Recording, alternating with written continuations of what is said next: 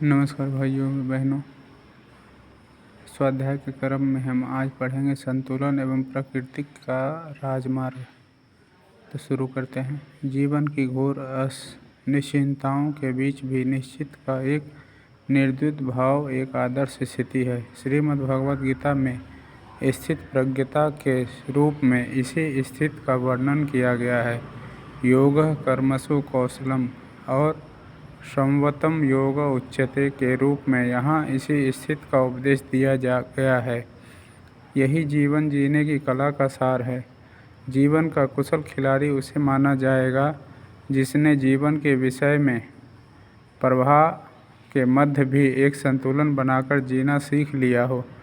यह भी सच है कि जीवन के सांसारिक स्वरूप में अनिश्चितता ही अधिक प्रतीत होती है, जिसके मध्य निश्चिंतता का स्थित दूर की कौड़ी लगती है। जीवन का हर प्रभाव व्यक्ति को उसके केंद्र से बाहर धकेलने के लिए तत्पर दिखता है और यही उसके विवेक, पुरुषार्थ एवं मानव होने की परीक्षा भी है एवं उसके उच्चतर विकास की आधार भूमि है। संभवतः ईश्वर ने इसलिए मनुष्य को विशेष शक्तियों एवं क्षमताओं के साथ संपन्न कर धरती पर भेजा है।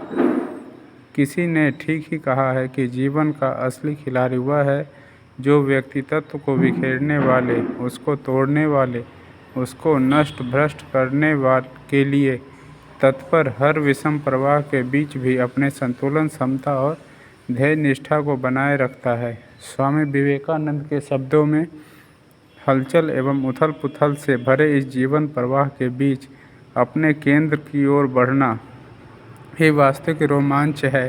साधना पथ पर जो एक बार केंद्र में स्थित हो गया तो समझो उसके जीवन की मंजिल पा ली। फिर वह दृष्टा भाव के साथ जीवन का वास्तविक आनंद ले पाता है। इसी स्थिति में जीव शिव के साथ एक होकर नर नारायण के सानिध्य में जीवन लीला को एक खेल की भांति देख समझ पाता है और जीवन को घोर अनिश्चितता के बीच में निश्चित एवं निर्द्वंद भाव से विवरण करता है। यही कर्म योग का आदर्श है। भक्ति योग का अभीष्ट है ज्ञान योग की सिद्धि। ध्यान योगी की सहज समाधि का सार है। इस सहज आनंद की अवस्था में व्यक्ति इस जगत में एक वरदान की भांति ईश्वरीय प्रवाह का यंत्र बनकर जीता है। इसी अवस्था में गुरु गोविंद सिंह जी के मुखारविंद से शब्द फूटे, मैं परम पुरख को दासा, देखने आयो जगत तमाशा।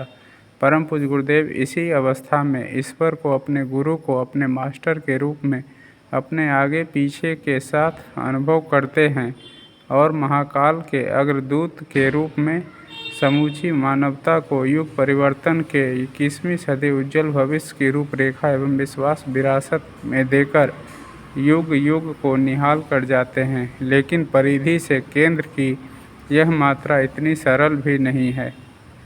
तो आज का स्वाध्याय का क्रम यहीं तक समाप्त करते हैं। मिलते हैं अगले वीडियो में।